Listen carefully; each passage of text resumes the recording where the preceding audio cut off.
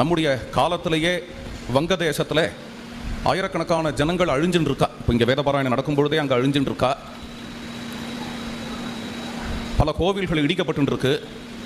இப்பேற்பட்ட இந்த ஒரு பயங்கரமான காரியம் நடந்து கொண்டிருக்கும் பொழுது எல்லா கணபாடிகளிடத்துலையும் பிரார்த்தனை, இந்த வேதபாராயணம் அவள் எல்லாருடைய க்ஷேமத்துக்காகவும் அவள் எல்லாரும் சௌக்கியமாக இருக்கணுங்கிறதுக்காகவும் போய் சேரணும் என்று பிரார்த்தனை பண்ணிப்போம். அந்த பிரார்த்தனையை மனசில் வச்சுட்டே ஒரு 3 முறை இந்த அணுவாக்கம் சொல்லணும்னு பிரார்த்தனை பண்ணுகிறேன். எதை இந்திர வயாமகே, அந்த அணுவாக்கம் இப்போ பாராயணம் பண்ணலாம், அதோட பூர்த்தி பண்ணி கொள்ளலாம். ராம் ராம்.